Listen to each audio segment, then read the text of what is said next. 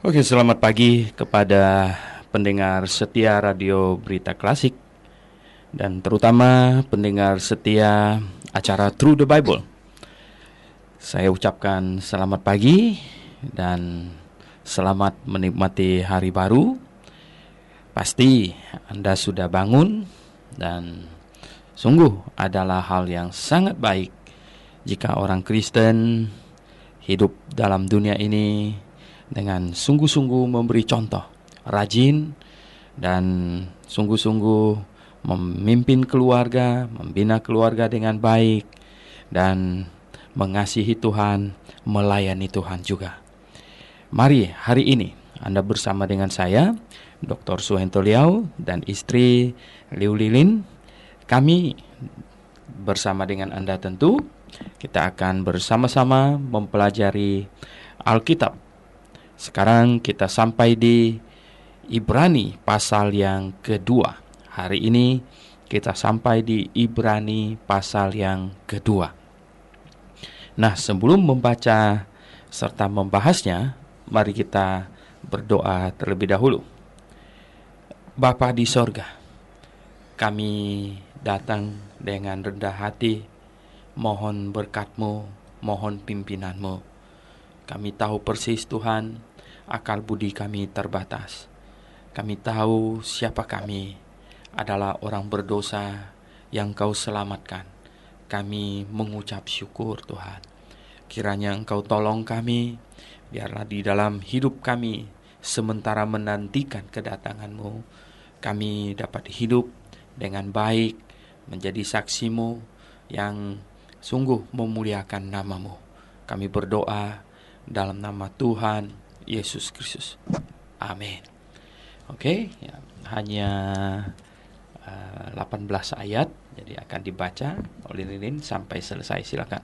Demikian bunyi firman Tuhan, ayat 1. Karena itu harus lebih teliti kita memperhatikan apa yang telah kita dengar, supaya kita jangan hanyut di bawah arus. Sebab kalau firman yang dikatakan dengan perantara malaikat-malaikat tetap berlaku, dan setiap pelanggaran dan ketidaktaatan mendapat balasan yang setimpal, bagaimanakah kita akan luput jikalau kita menyia-nyiakan keselamatan yang sebesar itu, yang mula-mula diberitakan oleh Tuhan dan oleh mereka yang telah mendengarnya kepada kita dengan cara yang dapat dipercayai, sedangkan Allah meneguhkan kesaksian mereka oleh tanda-tanda dan mujizat-mujizat dan oleh berbagai-bagai penyataan kekuasaan dan karena Roh Kudus yang dibagi-bagikannya menurut kehendaknya. Sebab bukan kepada malaikat-malaikat telah Ia taklukkan dunia yang akan datang, yang kita bicarakan ini. Ada orang yang pernah memberi kesaksian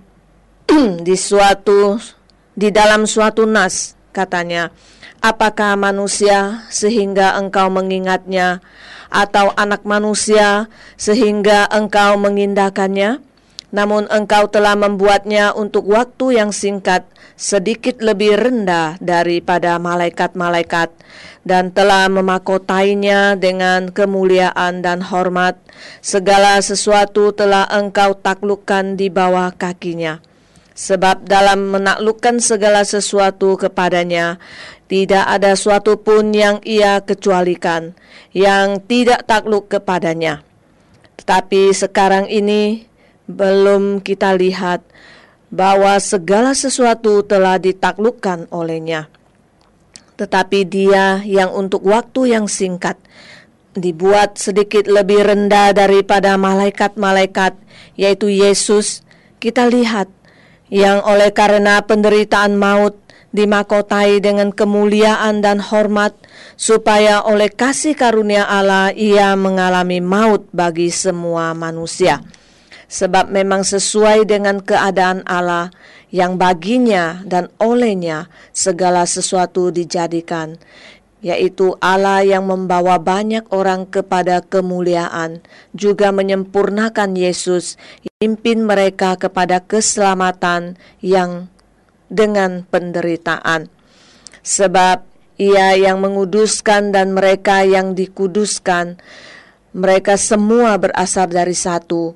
Itulah sebabnya ia tidak malu menyebut mereka saudara. Katanya, aku akan memberitakan namamu kepada saudara-saudaraku dan memuji-muji engkau di tengah-tengah jemaat. Dan lagi, aku akan menaruh kepercayaan kepadanya. Dan lagi, sesungguhnya inilah aku dan anak-anak yang telah diberikan Allah kepadaku.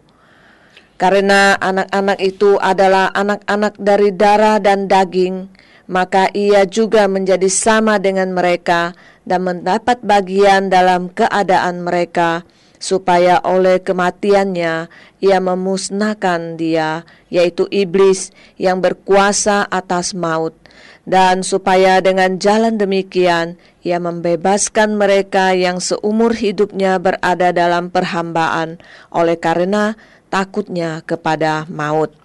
Sebab sesungguhnya bukan malaikat-malaikat yang ia kasihani, tetapi keturunan Abraham yang ia kasihani.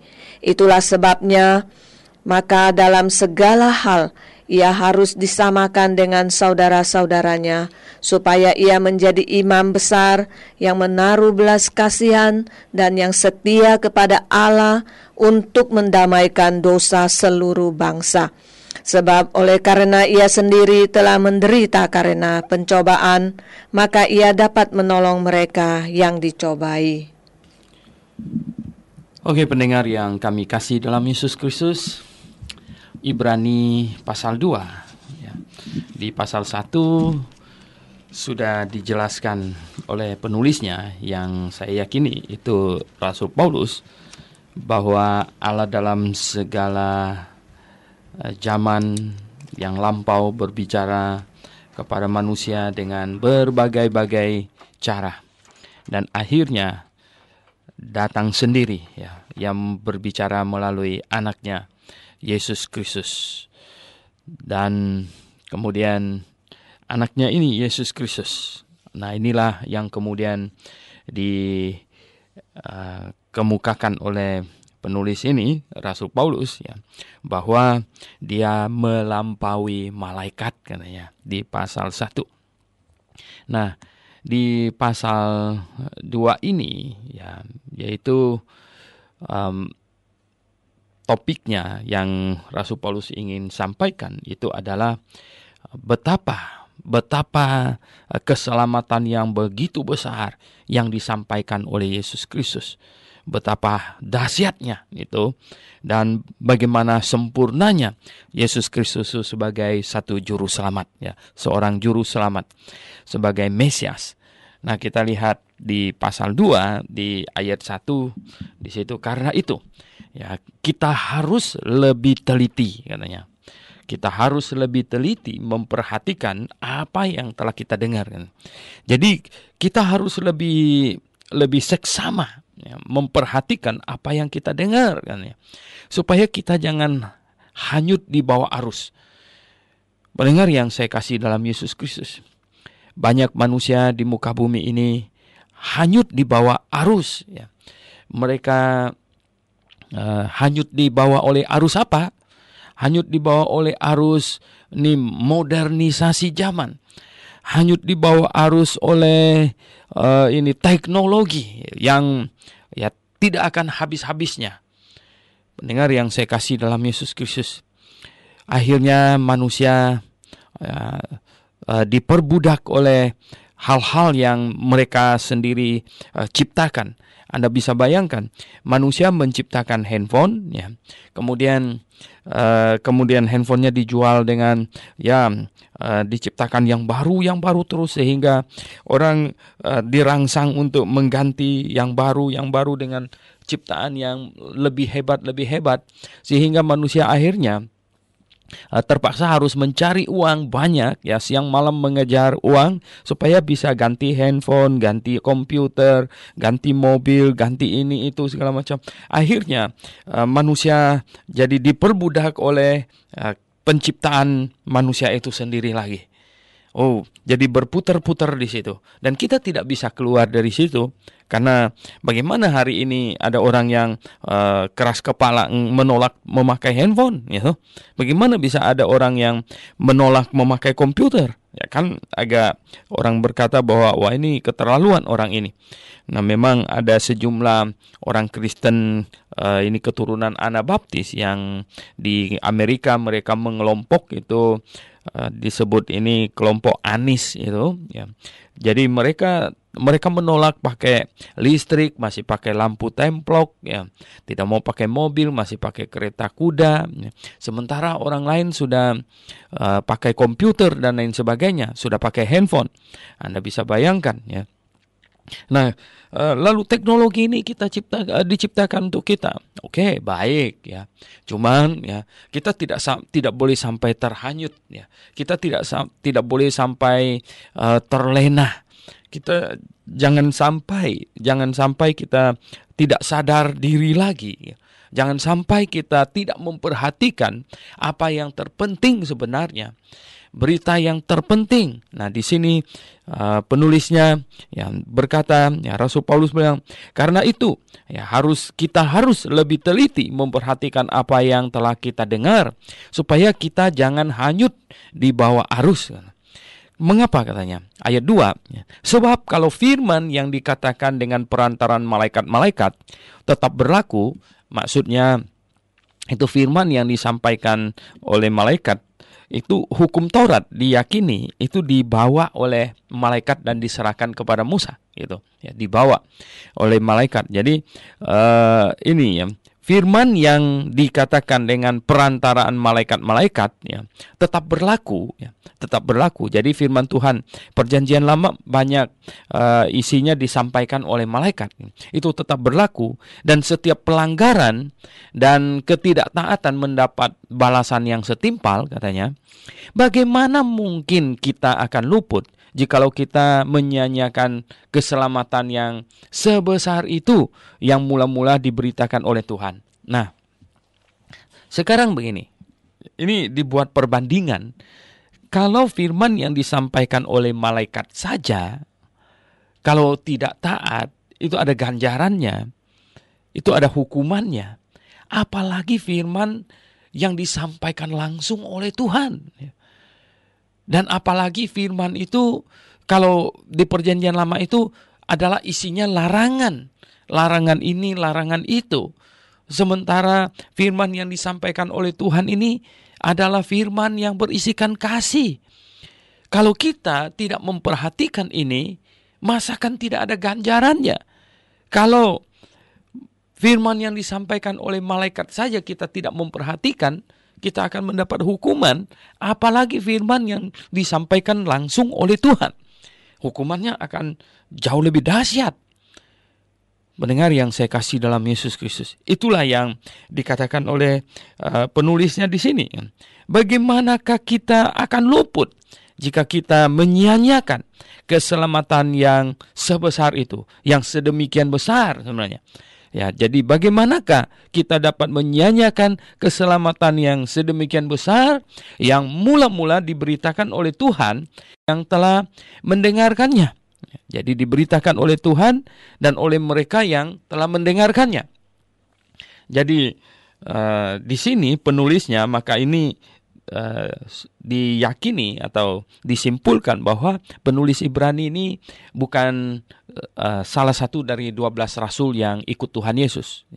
Bukan salah satu dari 12 rasul, karena di sini dikatakan bagaimana ya ini yang pertama-tama diberitakan oleh Tuhan dan oleh mereka yang telah mendengarnya. Yaitu rasul-rasul yang dimaksudkan di sini 12 rasul. Rasul Paulus memang tidak mendengar pemberitaan Injil pertama yang disampaikan oleh Tuhan Yesus. Yang mendengarnya itu adalah Petrus, Yohanes, yang lain-lain itu. Ya, Paulus itu dipanggil belakangan. Ketika dalam perjalanannya menuju ke Damsik, ya, dia dipanggil oleh Tuhan Yesus. Jadi dia tidak mendengar pemberitaan Injil yang pertama yang disampaikan oleh Tuhan Yesus. Nah, di sini dikatakan ya, yang diberitakan oleh Tuhan dan oleh mereka yang telah mendengarnya. ya kepada kita dengan cara yang dapat dipercayai. Jadi rasul-rasul yang telah bersaksi tentang apa yang disampaikan oleh Tuhan Yesus, itu telah menyampaikannya dengan sedemikian rupa dan dengan cara yang dapat dipercayai. Yang dapat dipercayai. Jadi mereka bilang mereka adalah rasul, mereka adalah saksi atas apa yang diajarkan oleh Tuhan Yesus, saksi atas kematian Tuhan Yesus, saksi atas kebangkitan Tuhan Yesus, saksi bahwa Tuhan Yesus bangkit bertemu dengan mereka, ya, menyatakan diri kepada mereka. Nah, apakah kesaksian mereka dapat dipercaya? Nah, ini sangat penting sekali, pendengar yang saya kasih dalam Tuhan Yesus. Di sini katanya dengan cara yang dapat dipercaya. Apakah dengan cara yang dapat dipercaya yang dimaksudkan di sini? Sedangkan Allah meneguhkan kesaksian mereka oleh tanda-tanda dan mujizat-mujizat. Nah, lihat di sini. Jadi Allah meneguhkan kesaksian para rasul, meneguhkan kesaksian mereka, ya, yaitu dengan tanda-tanda dan mujizat-mujizat oleh berbagai-bagai pernyataan kekuasaan. Jadi kesaksian para rasul itu benar karena diteguhkan oleh tanda-tanda dan mujizat-mujizat. Ya. Jadi di sini dikatakan itulah sebabnya di dalam 2 Korintus pasal 12 ayat 12 Rasul Paulus berkata bahwa dia juga rasul. Ya, jadi pengajaran yang disampaikannya, ya, pengajaran yang disampaikan yang dia terima dari Tuhan itu diteguhkan melalui mujizat-mujizat yang disampaikan. Nah, pendengar yang saya kasih dalam Yesus Kristus, oleh sebab itu kita percaya bahwa jikalau seseorang menerima wahyu dari Allah, dia rasul, maka dia melakukan mujizat. Dan kalau bukan rasul, tidak melakukan mujizat. Dan kita tahu hari ini tidak ada rasul lagi, maka tidak ada orang yang diberi karunia untuk melakukan mujizat. Dan kalau seseorang menyebut dirinya nabi atau rasul, kalau dia tidak melakukan mujizat, itu hanya omong kosong belaka. Jadi pendengar yang saya kasih dalam Yesus Kristus, mengapa Tuhan memakai Elia untuk melakukan mujizat? Karena Tuhan mau meneguhkan bahwa Elia adalah nabinya, gitu. Mengapa Tuhan memakai Elisa untuk melakukan mujizat? Ada banyak orang sakit kusta di Israel pada zaman Nabi Elisa hidup. Tadi pagi ya Saudara Samuel sudah bawakan renungan mengenai itu Panglima Naaman yang disembuhkan. Ada banyak orang yang menderita sakit kusta ya pada saat itu. Dan kita tahu ya bahwa hanya Naaman saja yang disembuhkan. Mengapa? Ya, tercatat hanya Naaman saja. Mengapa? Ya, Tuhan ada maksud di dalamnya. Dan Tuhan tidak suruh Elisa untuk bikin-bikin mujizat terus-terus begitu, ya. Bukan itu yang ini, ya. Yang Tuhan mau lakukan itu bukan. Ya, bukan suruh Naaman bikin-bikin mujizat ke sana kemari begitu untuk sembuhkan orang sakit kusta. Bukan. Tuhan tidak mengirim Elisa untuk menjadi dokter kusta. Tuhan hanya ingin meneguhkan bahwa Elisa adalah nabinya. Nah, nabinya yang tidak dianggap oleh raja Yehuda dan Israel pada saat itu, tetapi dia menyembuhkan panglima dari dari Syria di sana, ya, dari negara lain yang datang, ya, itu disembuhkannya. Jadi pendengar yang saya kasih dalam Tuhan Yesus, itu maksudnya. Jadi kita lihat ya, jikalau seseorang mengklaim dirinya nabi, dia berkata dia nabi, ya, bagaimana kita bisa percaya begitu saja? Ya, kalau ada satu orang, ya, katakanlah siapa begitu ya, si Tony gitu ya, kemudian dia turun dari gunung di sana. Dia turun dari gunung, tahu gunung apa, Gunung Agung apa Gunung Kawi gitu ya. Dia turun ya. Kemudian dia mulai ngomong sana sini, kan dia bilang dia nabi katanya. Allah berfirman ya, memberikan wahyu kepadanya. Apa kita mau percaya begitu saja? Oh jangan ya. Di dalam kitab Ulangan pasal 18 ayat 18 dan seterusnya dikatakan, kalau dia mengucapkan suatu nubuat, kalau itu tidak terjadi, jangan dengarkan dia. Bahkan boleh dirajam dia. Karena dia bukan nabi, dia hanya ngaku-ngaku dirinya nabi saja. Nah, pendengar yang saya kasih dalam Yesus Kristus, di dalam Alkitab tercatat mujizat-mujizat yang dilakukan oleh rasul-rasul, ya, tercatat di situ. Nah, mujizat-mujizat itu yang dilakukan oleh para rasul adalah untuk membuktikan bahwa mereka adalah rasul, bahwa Tuhan berfirman melalui mereka, bahwa kesaksian mereka itu benar gitu. Bahwa apa yang mereka katakan itu benar, di backup oleh Tuhan dengan diberikannya kuasa untuk melakukan mujizat. Nah, pendengar yang saya kasih dalam Yesus Kristus, oleh sebab itu saya tidak diberi karunia untuk melakukan mujizat. Ya, Suhento Liao tidak diberikan karunia untuk melakukan mujizat, dan memang tidak ada keperluan untuk itu. Kalau saya diberikan, saya akan menyesatkan banyak orang. Mengapa? Karena firman Tuhan sudah selesai. Ya, firman Tuhan sudah selesai. Ya, mungkin iblis mau ya supaya saya menyesatkan banyak orang. Tapi saya dengan pengertian yang Tuhan berikan melalui firman-Nya, saya tahu saya tidak boleh mengejar itu. Kalau saya mengejar-ngejar, mau minta-minta supaya Tuhan kasih saya karunia untuk melakukan mujizat, supaya saya bisa gagah-gagahan, supaya saya bisa ngegapin orang. Bahkan ada ini pendeta yang mau kutuk orang supaya jemaatnya nggak pergi karena pengajarannya salah. Dia selalu berkata, barang siapa yang meninggalkan gerejanya akan dikutuk oleh Tuhan. Wah, ada macam begitu punya.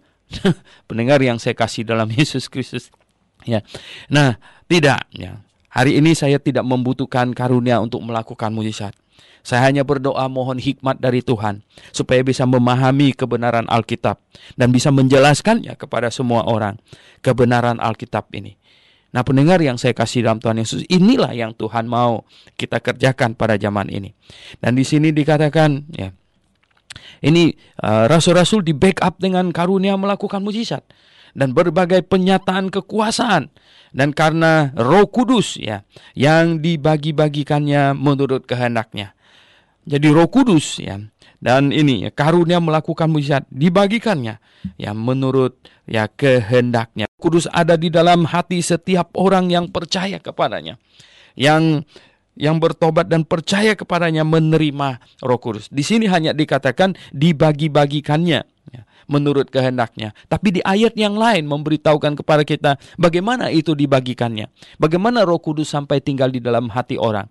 Efesus pasal 1 ayat 13 dengan jelas mengatakan pada saat orang itu percaya maka Roh Kudus masuk dan memeteraikan hatinya.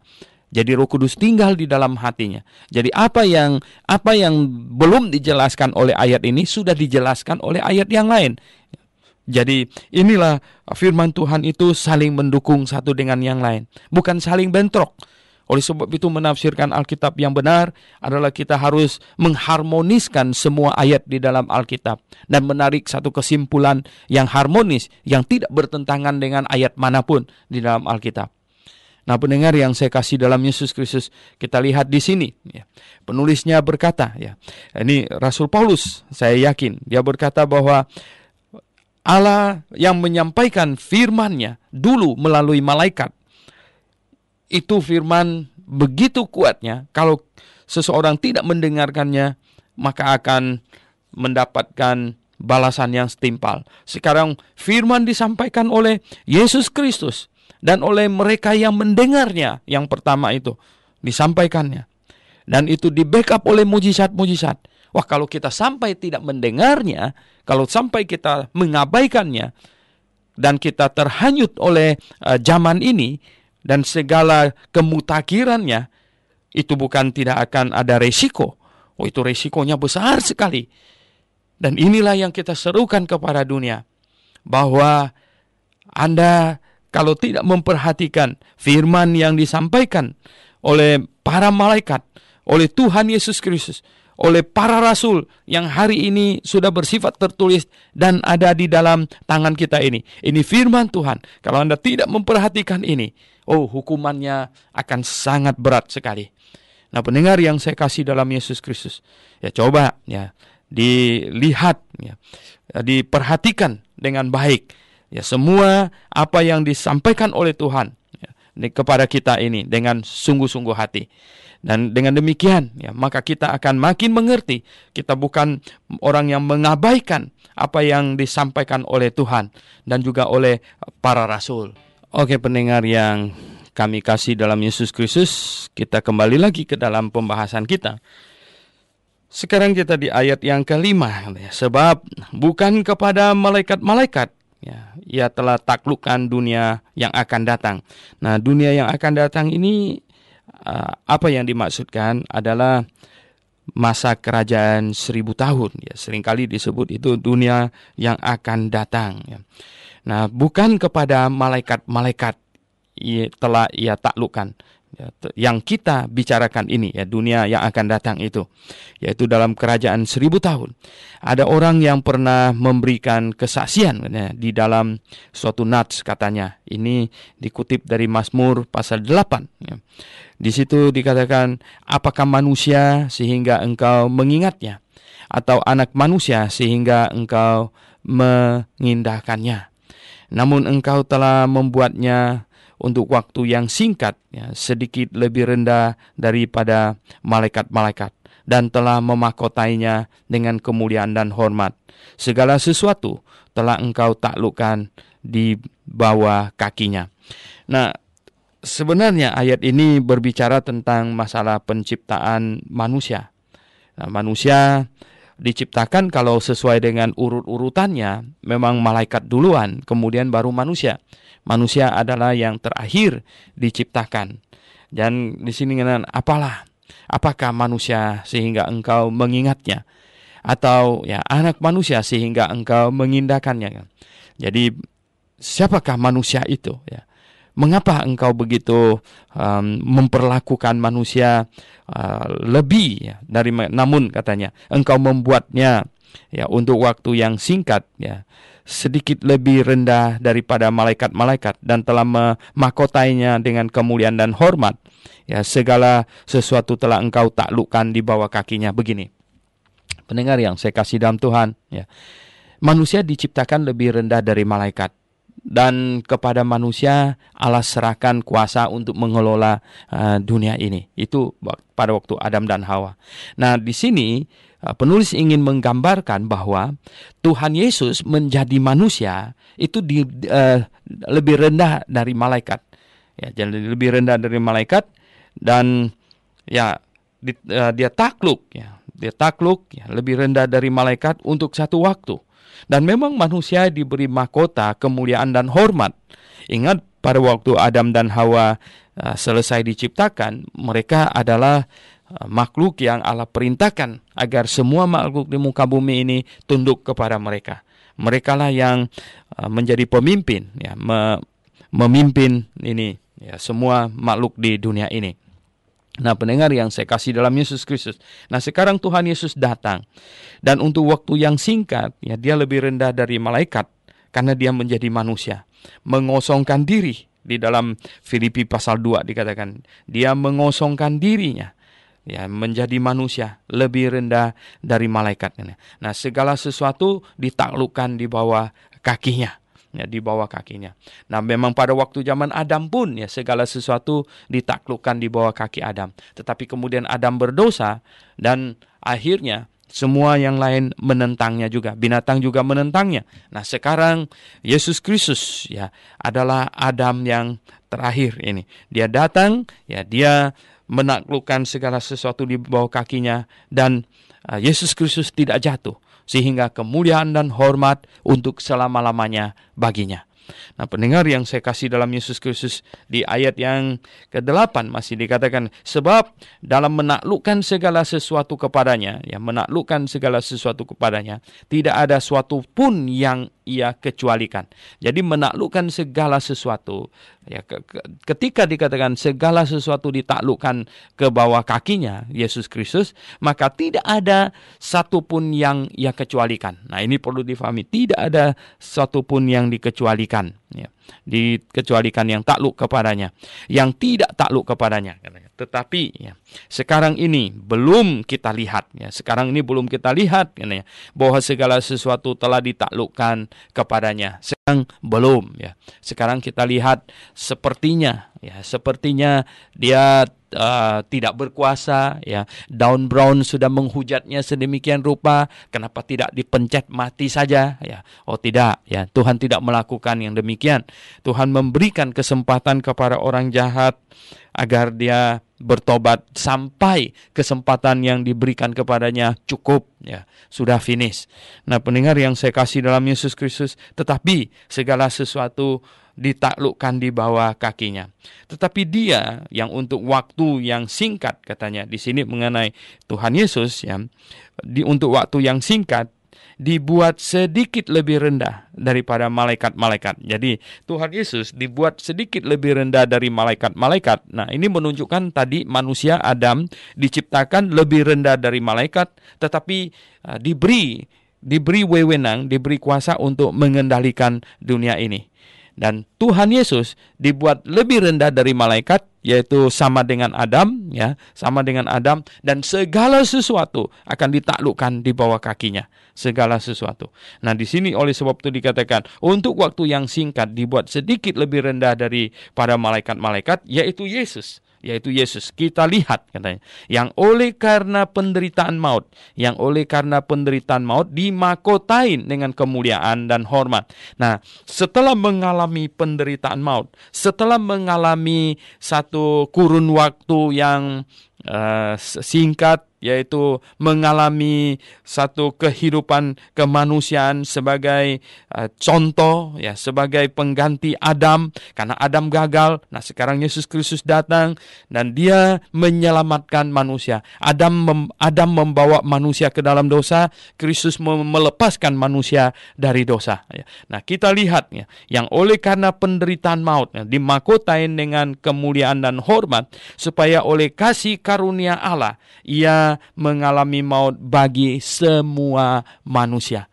Pendengar yang saya kasih dalam Yesus Kristus, Yesus Kristus datang mengalami maut bagi semua manusia.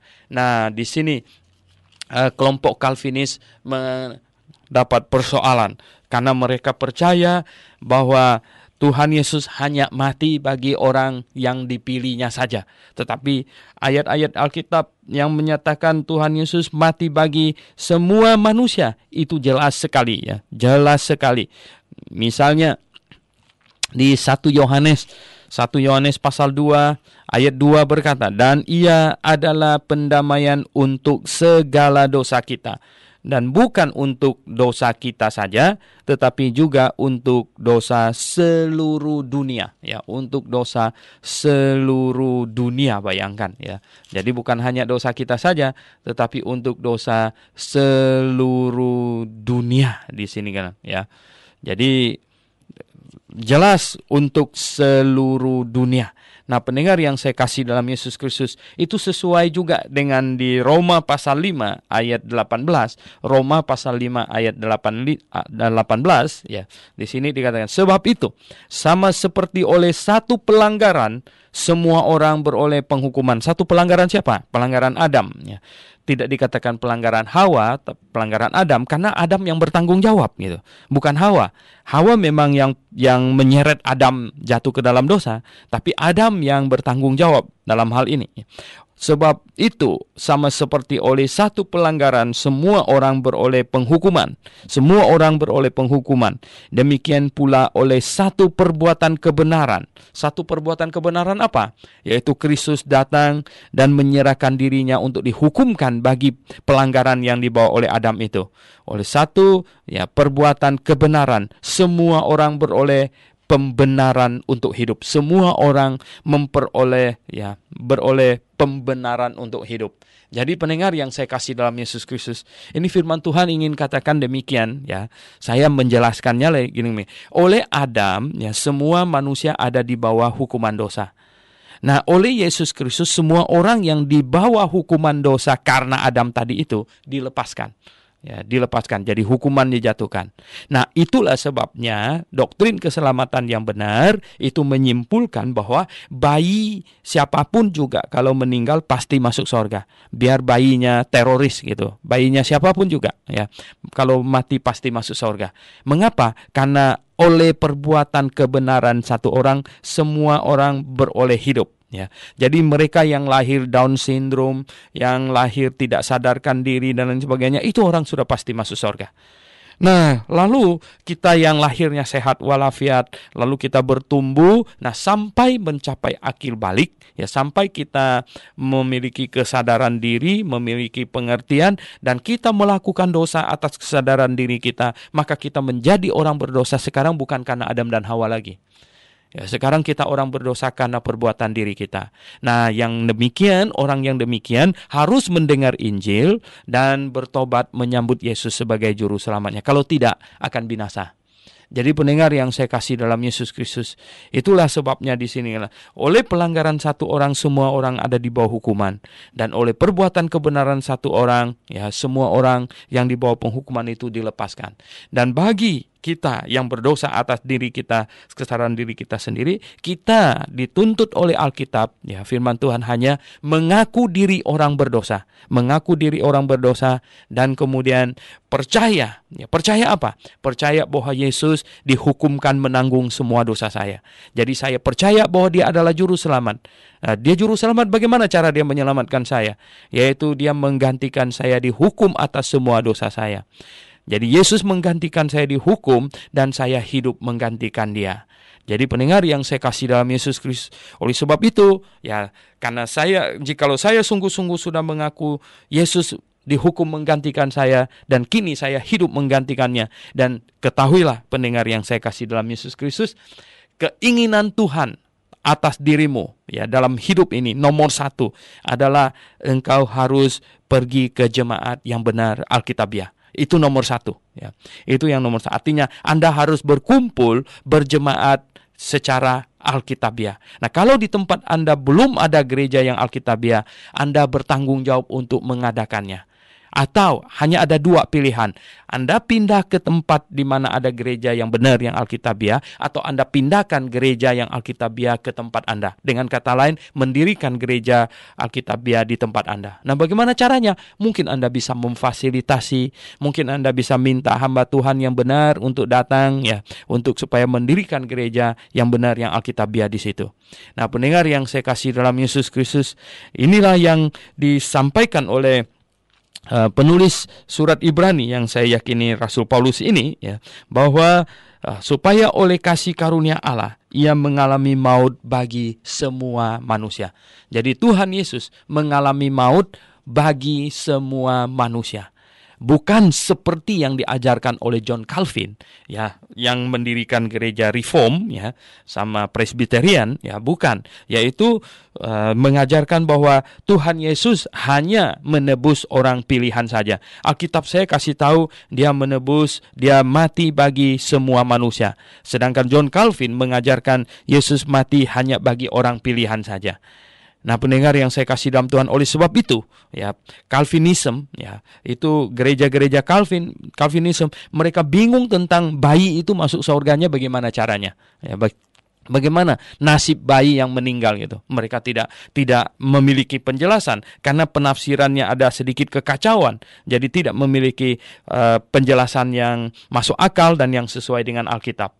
Oke, kita lihat di ayat 10, sebab memang sesuai dengan keadaan Allah ya, yang baginya ya sesuai dengan keadaan Allah yang baginya dan olehnya segala sesuatu dijadikan, yaitu Allah yang membawa banyak orang kepada kemuliaan ya, juga menyempurnakan Yesus yang memimpin mereka kepada keselamatan dengan penderitaan ya. Jadi di sini katanya sebab ya memang sesuai dengan keadaan Allah yang baginya dan olehnya segala sesuatu dijadikan.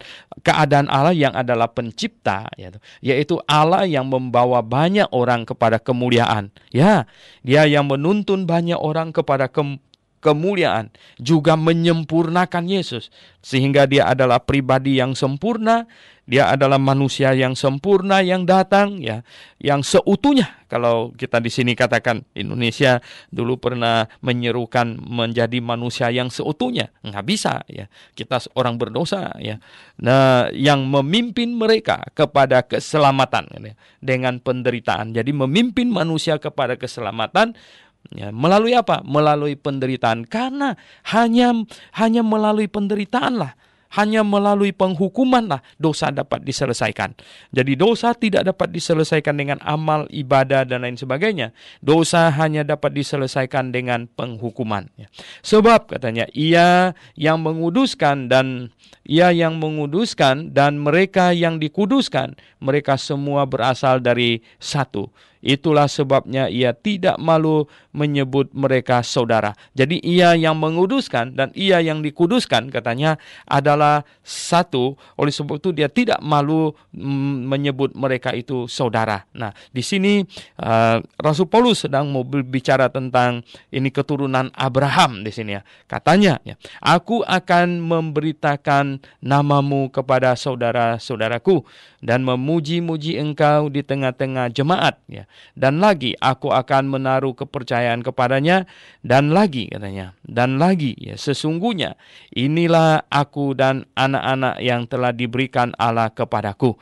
Nah, ini mengutip ini Yesaya ya, mengutip Mazmur 22 dan mengutip Yesaya pasal 8.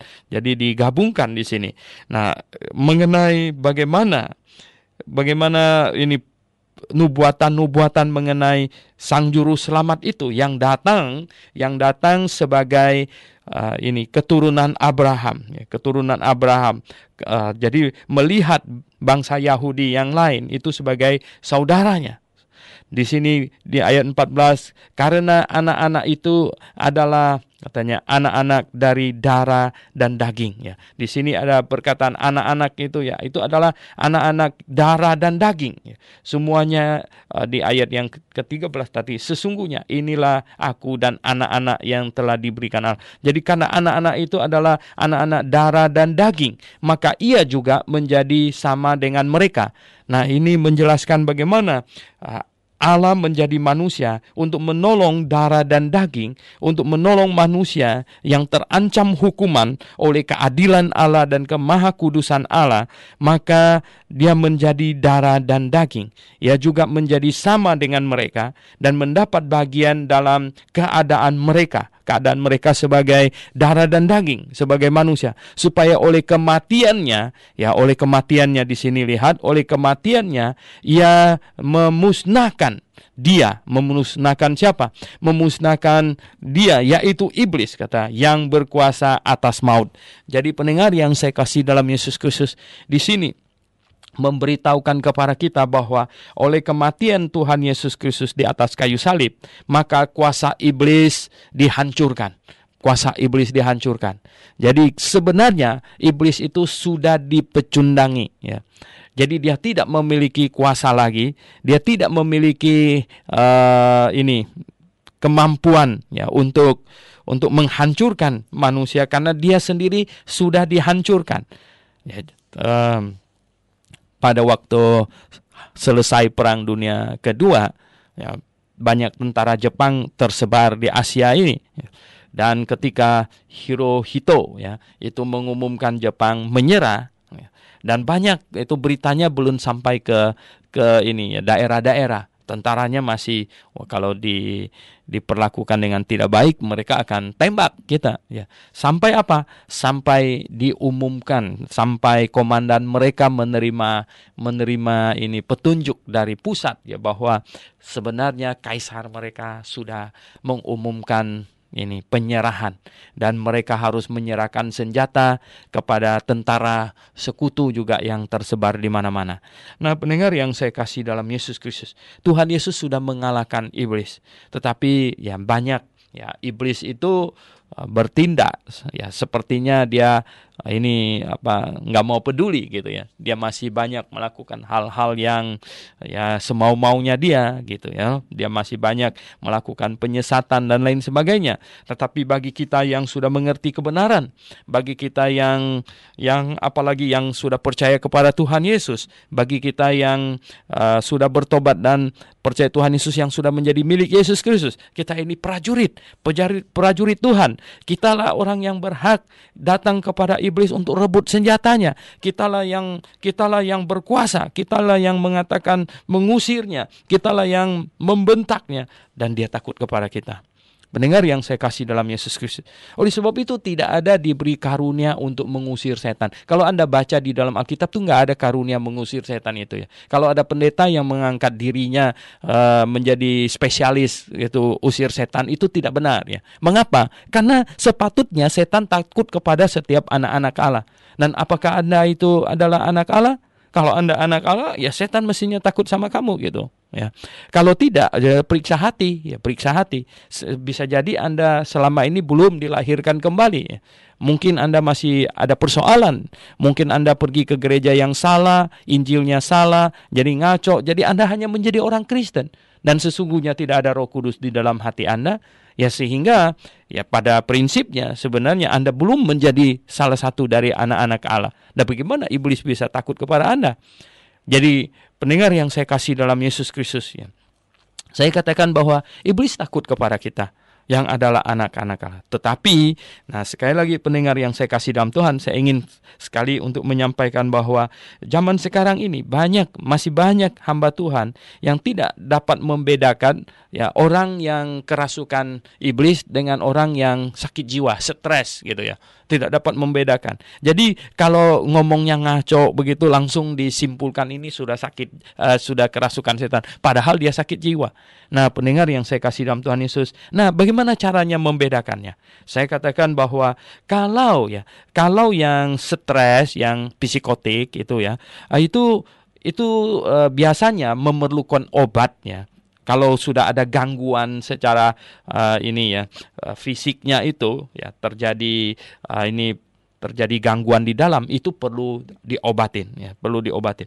Nah, kalau yang kerasukan setan, yang kerasukan iblis itu bagaimana? Nah, yang kerasukan itu sebentar nanti dia siuman. Biasanya dia tetap sadar, dia tetap siuman gitu. Cuman dia dibawa kendali saja, tapi dia sadar. Nah, coba Anda lihat yang dukun-dukun itu ya. Oh, di Kalimantan Barat itu ada banyak mereka itu yang tatung itu yang lotung itu ya. Tatung itu mereka itu yang kerasukan itu. Pada waktu orang datang mau nanyain nomor buntut begitu, mereka itu baca-baca mantranya lalu iblisnya masuk ke dalamnya tong gitu ya, kayak ini ada sesuatu menempatinya gitu ya. Nah, akhirnya dia ngomongnya ngadul-ngidul bahasa lidah dia bahasa lidah. Nah, kemudian setelah orang yang datang tanya itu dapat nomor yang dia mau, nah itu iblisnya pergi gitu. Dia minta bayaran gitu. Jadi yang dirasuk iblis ini biasanya ya, dia nanti iblisnya akan pergi, datang lagi ya.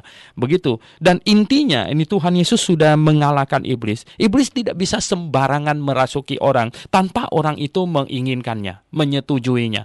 Ya, jadi iblis tidak bisa seenak-enaknya, ini orang ini ya. Kalau begitu dia rasukin menteri aja, rasukin presiden aja, jadi ngaco begitu negara ya, no? Tidak ya. Iblis tidak bisa begitu kecuali orang yang bersangkutan memberikan dia sinyal oke gitu. Oleh sebab itu ya pendengar yang saya kasih dalam Yesus Kristus, hati-hati jangan membawa anak kamu nonton yang acara-acara pertunjukan magic segala macam. Mengapa? Karena jangan sampai dia kagum kepada iblis. Kalau dia kagum kepada iblis bisa tahu dan iblis mungkin bisa memakai dia. Mengapa? Karena iblis juga cari pengikut gitu. Dia mau rekrut orang. Nah, kalau dia mau rekrut orang, dia rekrut orang yang macam apa? Ya, dia rekrut orang yang kira-kira kagum kepadanya, yang suka kepadanya. Itu orang yang direkrutnya. Nah, di sini dikatakan Tuhan Yesus sudah mengalahkan iblis, ya, sudah mengalahkan iblis oleh kematiannya. Jadi iblis sudah dikalahkan, ya. Yang berkuasa atas maut sudah dikalahkan. Jadi maut sudah dikalahkan, ya. Artinya apa? Bagi orang yang bertobat dan percaya kepada Tuhan Yesus sudah memiliki kemenangan atas maut. Supaya dengan jalan demikian, katanya, ia membebaskan mereka yang seumur hidupnya berada dalam perhambaan oleh karena takutnya kepada maut. Ada banyak orang yang takut mati. Karena takut mati, jadi seumur hidupnya di bawah penjajahan karena takut mati. Orang Tionghoa paling takut mati. Mengapa? Ya, mereka nggak mau angka 4 si, katanya. Si, angka 4, wah, takut mati. Takut mati, saking takut matinya, jadi menghibur diri dengan apa? Kalau saya mati, dibakarkan TV ke sana, dibakarkan kulkas, dibakarkan AC. Nah, bagaimana ada listriknya di alam maut di sana menyalakan AC-nya? Itu membohongi diri sendiri. Karena apa? Karena takut mati, ya. Takut mati sekali. Nah, akhirnya mereka suka angka 8, katanya. Angka 8. Pot itu, ya.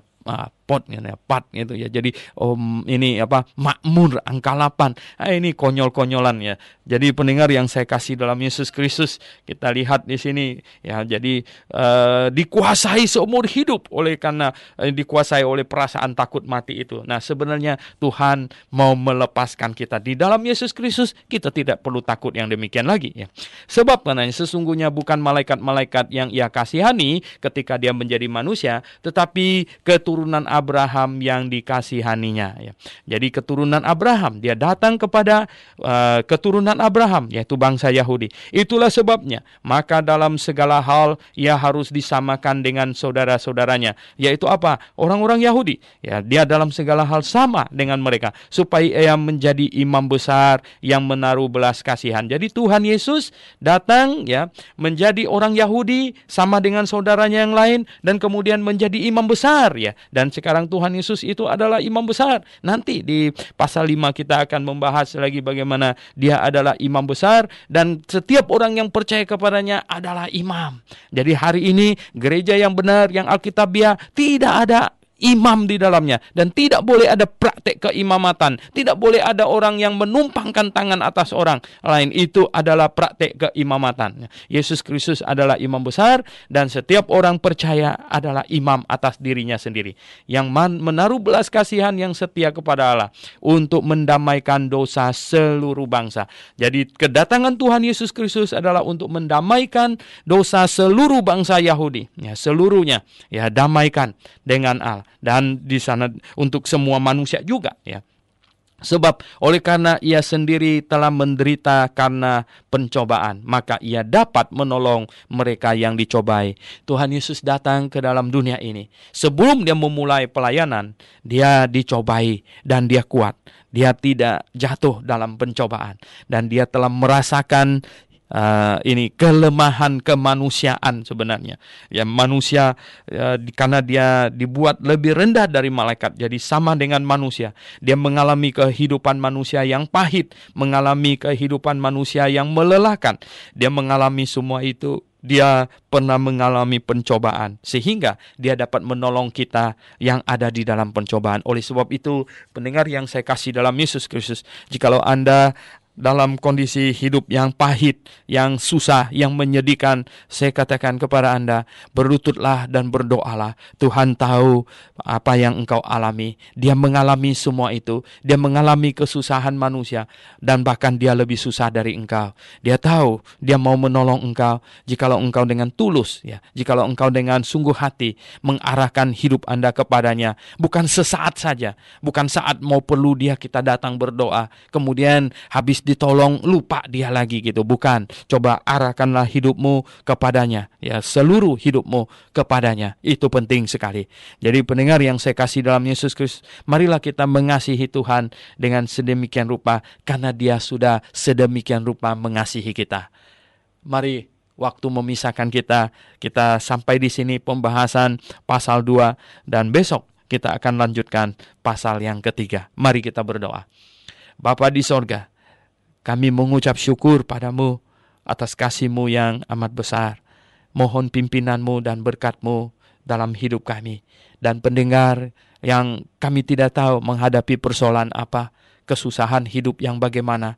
Namun karena kami membaca firman-Mu.